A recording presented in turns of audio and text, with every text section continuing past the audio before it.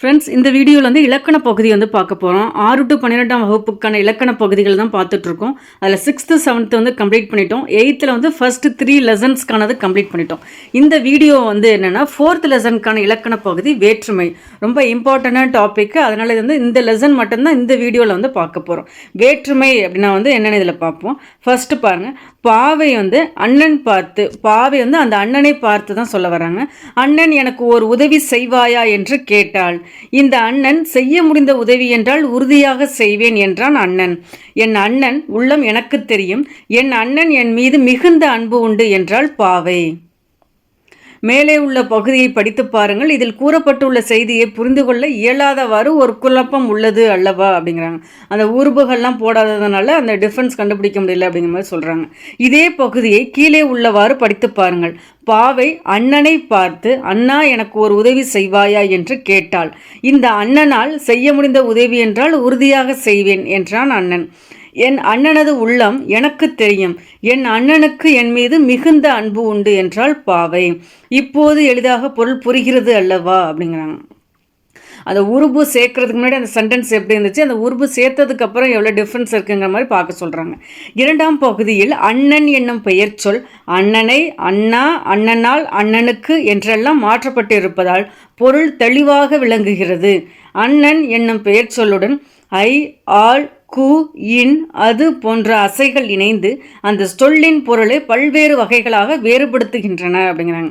இவ்வாறு பெயர் சொல்லின் பொருளை வேறுபடுத்தும் முறையே தான் வேற்றுமை அப்படிங்கிறாங்க. வேற்றுமை அப்படின்னா என்ன? அந்த பெயர் சொல்லோட பொருளையே வேறுபடுத்துகிற முறை தான் வேற்றுமை அப்படிங்கிறாங்க. அதுக்கு தான் அண்ணன்கிறது பெயர் சொல். அதான் சொல்கிறாங்க அண்ணனை, அண்ணா, அண்ணனால், அண்ணனுக்கு அப்படின்னா அந்த பொருளை வேறுபடுத்துகிறாங்களே அதுக்குத்தான் வேற்றுமை அப்படிங்கிறாங்க. இந்த பெயர் சொல்லுடன் இணைக்கப்படும் அசைகளை தான் வேற்றுமை உருபுகள் அப்படிங்கிறாங்க. ஐ, ஆள், கு, இன், அது இதெல்லாம் உருபுகள், வேற்றுமை உருபுகள். அடுத்து பாருங்கள், சொல்லுறுப்புகள் அப்படின்னா எப்படி வேற்றுமை உறுப்புகள்னா ஐ, ஆள், கு இதெல்லாம் சொல்கிறாங்களோ அது மாதிரி சொல்லுறுப்புகள் அப்படின்னா பாருங்கள்.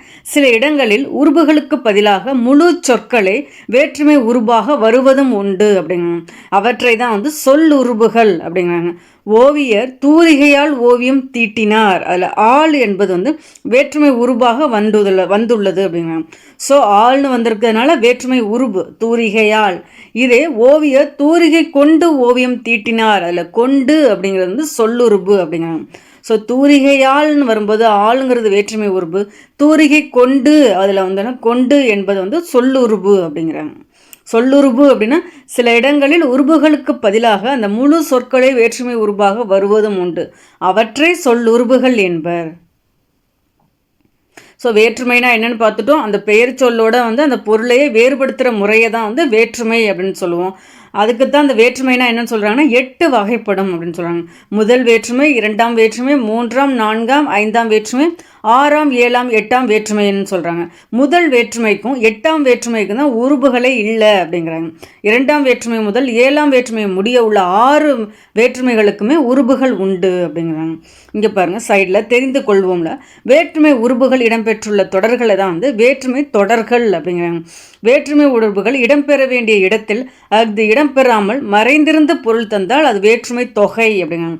உருபுகள் வெளிப்படையாக இருந்தால் அது வேற்றுமை தொடர் அப்படிங்கிறாங்க. அந்த உருபுகள் மறைந்திருந்து பொருளை தந்துச்சு அப்படின்னா அது வேற்றுமை தொகை அப்படின்னு சொல்கிறாங்க. அதில் வேற்றுமை அப்படின்னா 8 வகைப்படும். முதலாம் வேற்றுமைக்கும் 8ஆம் வேற்றுமைக்கு தான் உருபுகள் கிடையாது. ஏனைய வேற்றுமைகளுக்கு உருபு உண்டு அப்படிங்கிறாங்க. வேற்றுமை தொடர் அப்படின்னா உருபு வெளிப்படையாக பொருள் தரும். வேற்றுமை தொகை அப்படின்னா உருபுகள் வெளிப்படையாக அமையாமல் பொருள் தருவதான் வேற்றுமை தொகை. முதல் வேற்றுமை என்ன பார்த்தோம், அதுக்கு உருபு கிடையாது அப்படின்னு பார்த்தோம். பெரும்பாலான சொற்றொடர்களில் எழுவாய், செயல்படு பொருள், பயனிலை ஆகிய 3 உறுப்புகள் இடம்பெற்றிருக்கும். எழுவாயுடன் வேற்றுமை உறுப்புகள் எதுவும் இணையாமல் எழுவாய் தனித்து நின்று இயல்பான பொருளை தருவது தான் முதல் வேற்றுமை அப்படிங்கிறாங்க. முதல் வேற்றுமையை தான் எழுவாய் வேற்றுமை என்றும் கூறுவர். பாவை வந்தாள் அப்படின்னா அந்த பாவை வந்தாள் அந்த எழுவை அப்படியே இடம்பெற்றிருக்கு பார்த்தீங்களா, அதோட எந்த ஒரு வேற்றுமை உருபுகளும் இணையவில்லை. பாவையோடு, பாவையுடன், பாவையால் அப்படிங்கிற மாதிரி எந்த ஒரு இதுவுமே இடம்பெறாமல் பாவை அப்படிங்கிறது மட்டும் எழுவாய் மட்டும் இடம்பெற்று அந்த வேற்றுமை உருபுகள் எதுவுமே இல்லாமல் தனித்து நிற்குது பார்த்தீங்களா, அதனால தான் இது வந்துன்னா முதல் வேற்றுமை அப்படிங்கிறாங்க. பாவை வந்தால் இது வந்து எதுன்னா முதல் வேற்றுமை. இரண்டாம் வேற்றுமை அப்படின்னா வந்து இரண்டாம் வேற்றுமைக்கான உருபு வந்துன்னா ஐ என்பதாகும். கபில பரணரை புகழ்ந்தார், கபிலரை பரணர் புகழ்ந்தார். இந்த இரு தொடர்களையும் கவனியுங்கள். இரண்டாம் வேற்றுமை உருபு ஐ எந்த பெயருடன் இணைகிறதோ அந்த பெயர் தான் வந்து செய்யப்படு பொருளாக வந்து மாறிவிடுகிறது அப்படிங்கிறாங்க. இவ்வாறு ஒரு பெயரை செய்யப்படு பொருளாக வேறுபடுத்தி காட்டுவதால் இரண்டாம் வேற்றுமையை வந்து செய்யப்படு பொருள் வேற்றுமை அப்படின்னு வந்து சொல்கிறோம். ஸோ அந்த ஐங்கிற உருபு வந்து எந்த பெயரோட மாறுதோ அதுதான் செய்யப்படு பொருளாக மாறுது. இவ்வாறு செய்யப்படு பொருளாக வேறுபடுத்தி காட்டுறதுனால தான் இரண்டாம் வேற்றுமையை வந்து செய்யப்படு பொருள் வேற்றுமை அப்படின்னு சொல்கிறாங்க. முதலாம் வேற்றுமைனா எழுவாய் வேற்றுமை அப்படிம்பாங்க, இரண்டாம் வேற்றுமை செய்யப்படு பொருள் வேற்றுமை அப்படிங்குவாங்க. இரண்டாம் வேற்றுமைக்கான உருபு வந்து எதுன்னா ஐ. அடுத்துதான் ரொம்ப முக்கியம் பாருங்க. இரண்டாம் வேற்றுமை ஆக்கல், அழித்தல், அடைதல், நீத்தல், ஒத்தல், உடைமை ஆகிய 6 வகையான பொருள்களில் வந்து வரும் அப்படிங்கிறாங்க. கரிகாலன் கல்லணையை கட்டினான் அப்படின்னா ஆனால் ஐங்கிற உருபு வருது, அதனால தான் இது இரண்டாம் வேற்றுமை. அது எதில் வருதுன்னா ஆக்கல் அப்படி இதில் வருது, ஒரு இதை உருவாக்குறதுல தான் வந்து வருது. பெரியார் மூட நம்பிக்கைகளை ஒழித்தார் அப்படின்னா அழித்தல். கோவலன் மதுரையை அடைந்தான் அடைதல். காமராஜர் பதவியை துறந்தார் நீத்தல். தமிழ் நமக்கு உயிரை போன்றது அப்படின்னா ஒத்தல். வள்ளுவர் பெரும் புகழை உடையவர் அப்படின்னா உடைமை. ஸோ ஆக்கல், அழித்தல், அடைதல், நீத்தல், ஒத்தல், உடைமை ஆகிய பொருள்களில் தான் வந்து இரண்டாம் வேற்றுமை வந்து வரும் அப்படிங்கிறாங்க. அடுத்து மூன்றாம் வேற்றுமை பாருங்க. ஆள், ஆண், ஒடு, ஓடு ஆகிய நான்கும் மூன்றாம் வேற்றுமைக்கு உரிய உருபுகள் அப்படிங்க. இரண்டாம் வேற்றுமைக்கான உருபு ஐன்னு பார்த்தோம். இதே மூன்றாம் வேற்றுமைக்கு வந்து ஆள், ஆண், ஒடு, ஓடு ஆகிய 4ம் வந்து மூன்றாம் வேற்றுமைக்கு உரிய உருபுகள் அப்படிங்கிறாங்க. இவற்றுள் ஆள், ஆண் ஆகியவை வந்து கருவி பொருள், கருத்தா பொருள் ஆகிய 2 வகையான பொருள்களில் தான் வந்து வரும் அப்படிங்கிறாங்க. அதில் என்னென்ன சொல்கிறாங்க, ஆள், ஆண் வந்து எதுலலாம் வருமா, கருவி பொருள், கருத்தா பொருள்களை வந்து வரும் அப்படிங்கிறாங்க. கருவி பொருள் அப்படின்னா வந்து முதற்கருவி, துணைக்கருவி என 2 வகைப்படும் அப்படிங்கிறாங்க. கருவியே செய்யப்படும் பொருளாக மாறுவது வந்து முதற்கருவி. மரத்தால் சிலை செய்தான் அப்படிங்கிறாங்க.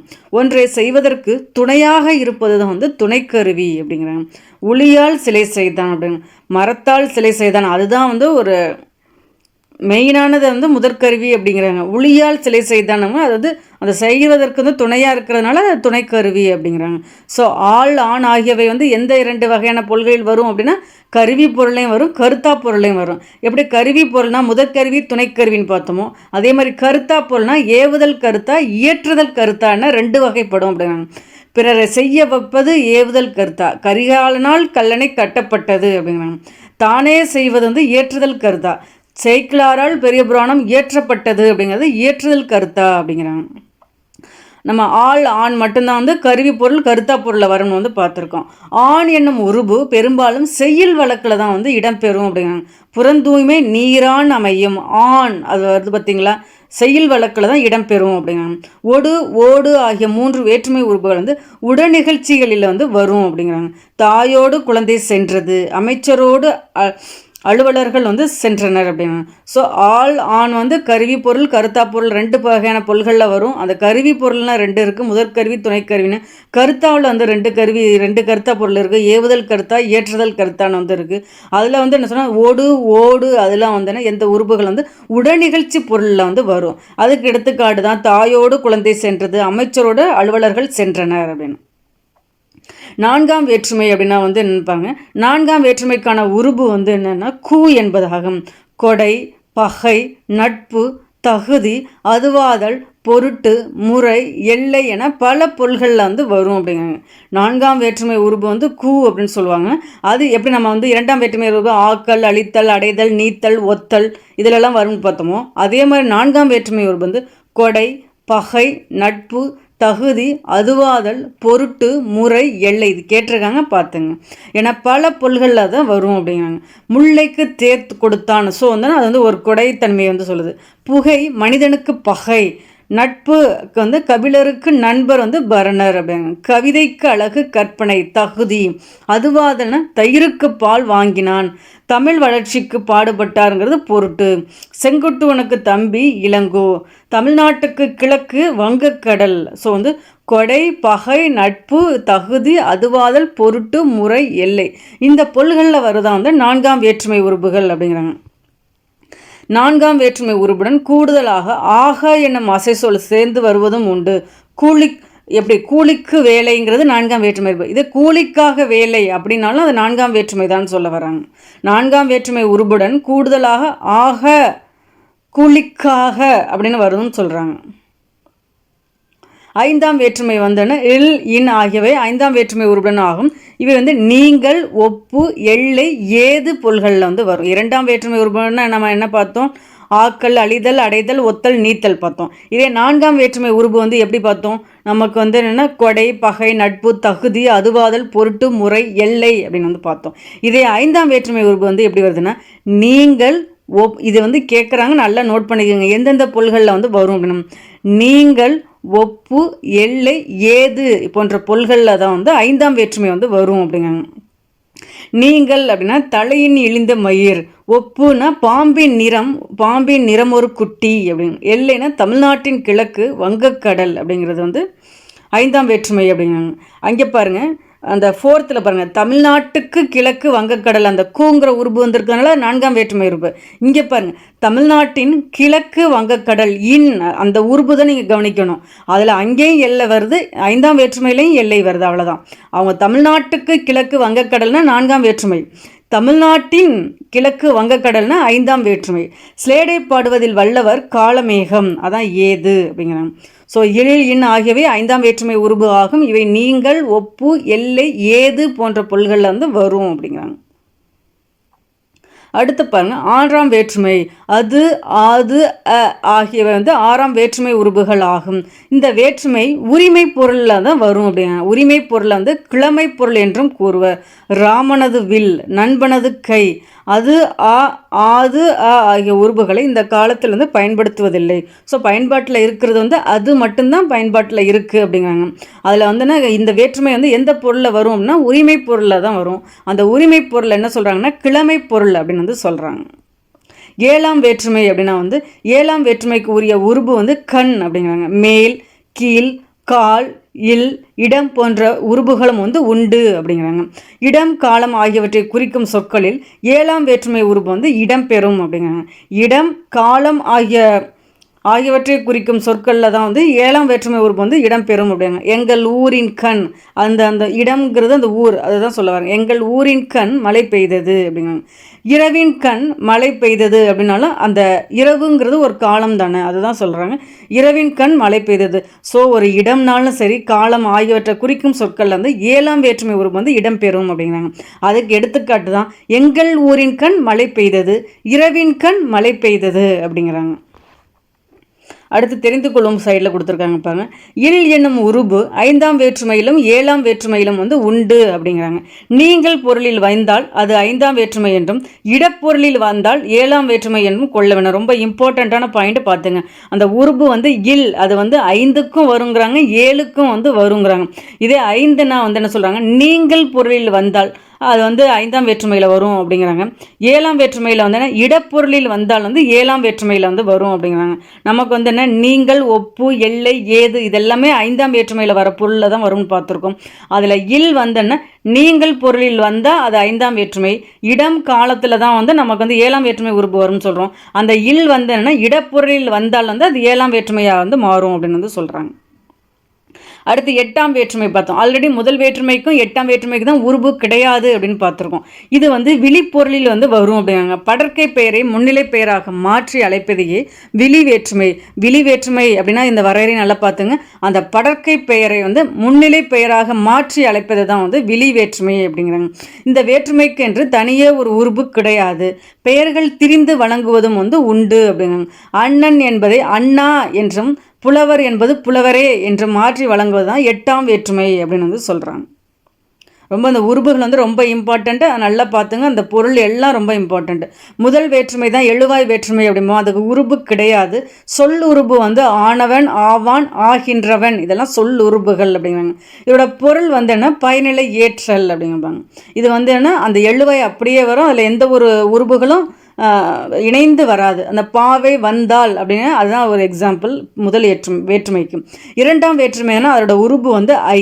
இதுக்கு வந்து சொல்லுருபு வந்து கிடையாது அப்படின்னு சொல்கிறாங்க. இதோட பொருள் வந்து என்ன, செய்யப்படு பொருள் அப்படிங்கிறாங்க. அந்த ஐ வந்து எதோட சேர்ந்து வருது, அதை தான் செய்யப்படு பொருளாக மாற்றுறதுனால இது வந்து ஒரு செய்யப்படு பொருள் வேற்றுமை அப்படிங்கிறாங்க. மூன்றாம் வேற்றுமைக்கான உருபுகள் வந்து ஆள், ஆண், ஒடு, ஓடு அப்படிங்கிறாங்க.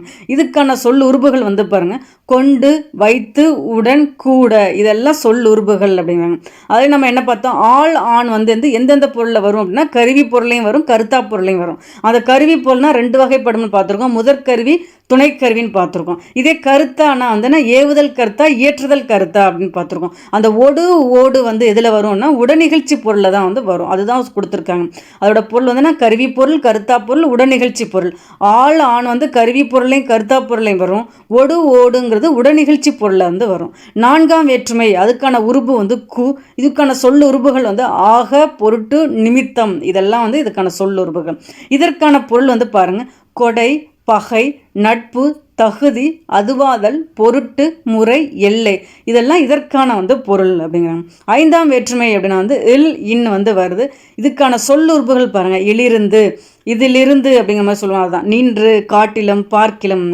இதற்கான பொருள் வந்து நீங்கள், ஒப்பு, எல்லை, ஏது, இதெல்லாம் இதற்கான பொருள். ஆறாம் வேற்றுமை பாருங்க, அது, ஆது, அதில் வந்து இப்போ பயன்பாட்டில் இருக்கிறது அது மட்டும்தான் இருக்குது அப்படின்னு பார்த்துருக்கோம். சொல்லுறுப்பு வந்து உடைய அப்படிங்கிறாங்க. இதற்கான பொருள் வந்துன்னா உரிமை பொருள் அப்படிம்பாங்க. அதுதான் வந்து கிழமை பொருள் அப்படின்னு கூட சொல்லுவாங்க.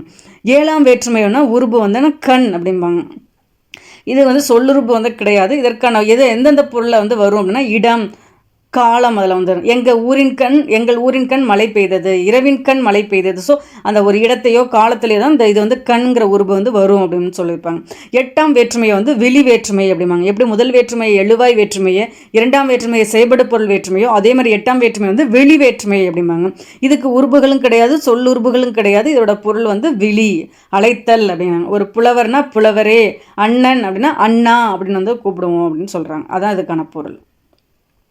ஸோ வேற்றுமை அப்படின்னா ரொம்ப இம்பார்ட்டன்ட் பார்த்துங்க. மொத்தம் 8 வேற்றுமை இருக்குது. முதல் வேற்றுமைக்கும் எட்டாம் வேற்றுமைக்கும் மட்டும்தான் வந்துன்னா உருபுகள் வந்து கிடையாது. ஏனைய வேற்றுமை உருபுகள் வந்து உண்டு அப்படின்னு பார்த்துருவோம். வேற்றுமை தொடர் அப்படின்னா வந்து அந்த உருபு வந்து வெளிப்படையாக அமைந்திருந்துச்சு அப்படின்னா வந்துன்னா அது வந்து என்ன வேற்றுமை தொடர் அப்படிம்போம். அந்த உருபுகள் வெளிப்படையாக அமையாமல் ஒரு பொருள் தந்துச்சு அப்படின்னா அது வந்து வேற்றுமை தொகை அப்படின்னு வந்து சொல்லுவோம். அடுத்து வந்து இதில் உள்ள புக் பேக்கை பார்ப்போம். பெயர் சொல்லின் பொருளை வேறுபடுத்துவது எது அப்படின்னா வந்து வேற்றுமை ஆகும். அண்ணன் அப்படிங்கிறது வேற்றுமை. அண்ணனை, அண்ணனோடு அப்படின்னு சொன்னால் அது வந்து வேற்றுமை. அந்த டிஃப்ரென்ஸ் நல்லா பார்த்துங்க. அண்ணன்னா பெயர் சொல்லு, அண்ணன், அண்ணனை, அண்ணனோடு அப்படின்னா அந்த உருபுகள் வந்து சேர்ந்து வரும்போது அது வேற்றுமை. அதான் பெயர் சொல்லின் பொருளையே வேறுபடுத்துவது எது அப்படின்னா வேற்றுமை ஆகும். எட்டாம் வேற்றுமை டேஸ் வேற்றுமை என்று அழைக்கப்படுகிறது. அது வந்து ஒரு விழி வேற்றுமை என்று அழைக்கப்படுகிறது. உடனிகழ்ச்சி பொருளில் வருவது வந்துன்னா மூன்றாம் வேற்றுமை. ஆள், ஆண், ஒடு, ஓடு அப்படின்னு பார்த்துருக்கோம். அதில் ஆள், ஆண் வந்தோன்னா கருவி பொருளையும் கருத்தா பொருளையும் பார்த்துருக்கோம். ஒடு, ஓடு அதுதான் உடனிகழ்ச்சி பொருளில் வரும். அது எந்த வேற்றுமை உருபு? மூன்றாம் வேற்றுமை தான். அதுதான் உடனிகழ்ச்சி பொருளில் வருவது மூன்றாம் வேற்றுமை. அறத்தான் வருவதே இன்பம். இந்த தொடரில் ஆண் வருது பார்த்தீங்களா? அந்த ஆண் வந்து அதிகமாக வந்து எதில் வரும்னு பார்த்துருக்கோம், இலக்கிய வடிவத்தில் தான் அதிகம் வரும் அப்படின்னு பார்த்துருக்கோம். ஆள், ஆண், ஒடு, ஓடு. அந்த அப்போ ஆண்கிறது வந்து ஒரு மூன்றாம் வேற்றுமைக்கான உருபு தான். ஆண் அறத்தான் வருவதே இன்பம் இந்த தொடரில் மூன்றாம் வேற்றுமை பயின்று வந்துள்ளது. மலர் பானையை வணைந்தால் இந்த தொடர் டேஸ் பொருளை வந்து குறிப்பது அப்படின்னு ஆக்கல் பானையை அப்படின்னு வந்தால் இது வந்து இரண்டாம் வேற்றுமை. மலர் பானையை வணைந்தால் அப்படிங்கிறது இரண்டாம் வேற்றுமையை வந்து வருது. அது எந்த பொருளில் வருதுன்னா ஆக்கல் பொருளில் வந்து வருது. அதுதான் சொல்லுவாங்க, ஒரு உருவாக்குறாங்க பார்க்குறாங்க, ஆக்குறாங்க, உருவாக்குறத தான் வந்து ஆக்கல் அப்படின்னு சொல்லுவாங்க. மலர் பானையை வணைந்தாலுங்கிறது இரண்டாம் வேற்றுமை. அது எந்த பொருளில் வருகிறதுனா ஆக்கல் பொருளில் வந்து வருது. ஆக்கல், அழித்தல், அடைதல், ஒத்தல், நீத்தல் இதெல்லாமே வந்து இரண்டாம் வேற்றுமையில் தான் வரும். இந்த கொடை, பகை, நட்பு இதெல்லாம் வந்து இதில் வரும்னா நான்காம் வேற்றுமையில் தான் வந்து வரும். ஸோ வந்து இது வந்துன்னா மலர் பானையை வணைந்தால் இந்த தொடர் வந்து ஆக்கல் பொருளை குறிக்கிறது. அடுத்து பாருங்கள், மூன்றாம் வேற்றுமை அப்படின்னா வந்து ஆள், ஆண், ஒடு, ஓடுன்னு வரணும் உருபு. ஸோ மண்ணால் குதிரையை செய்தான் அப்படிங்கிறது மூன்றாம் வேற்றுமை. நான்காம் வேற்றுமை அப்படின்னா வந்து கூ வந்து வரணும். அப்போ வந்து எது ஆன்சர்? ராமனுக்கு தம்பி இலக்குவன், அதான் கரெக்டு. ஐந்தாம் வேற்றுமை அப்படின்னா வந்து என்ன வரணும்? ஏவுதல் கலையில் சிறந்தவன் ஏகலைவன் அப்படிங்கிறாங்க, இல் வருது. ஆறாம் வேற்றுமை அப்படின்னா வந்து ராமனது பாரியினது தேர் அப்படிங்கிறது வந்து ஆறாம் வேற்றுமை. ஐ ஆல் கு இன் அது கண் அப்படின்னு வந்து வரணும். நீங்கள் அந்த உறுப்பு மட்டும் கரெக்டாக நீங்கள் ஆர்டர் வைஸ் ஞாபகம் வச்சுங்க. 2 to 7க்கு வந்து என்ன ஐ ஆல் கு இன் அது கண்ங்கிற உறுப்பு வரணும். அதுபடியே பார்த்தோம்னா மூன்றாம் வேற்றுமைனா மண்ணால் குதிரை செய்தான். நான்காம் வேற்றுமைனா ராமனுக்கு தம்பி இலக்குவன். ஐந்தாம் வேற்றுமைனா ஏவுதல் கலையில் சிறந்தவன் ஏகலைவன். ஆறாம் வேற்றுமைனா பாரியினது தேர். ஓகே ஃப்ரெண்ட்ஸ், இது வந்து ஒரு ரொம்ப இம்பார்ட்டண்டான டாபிக். அதனால தான் இந்த ஒரு லெசன் மட்டுமே எடுத்தோம். பிடிச்சிருந்தால் லைக் பண்ணுங்கள், உங்கள் ஃப்ரெண்ட்ஸுங்களுக்கு ஷேர் பண்ணுங்கள். சேனலை சப்ஸ்கிரைப் பண்ணலனாலும் சப்ஸ்கிரைப் பண்ணுங்கள். தேங்க்யூ.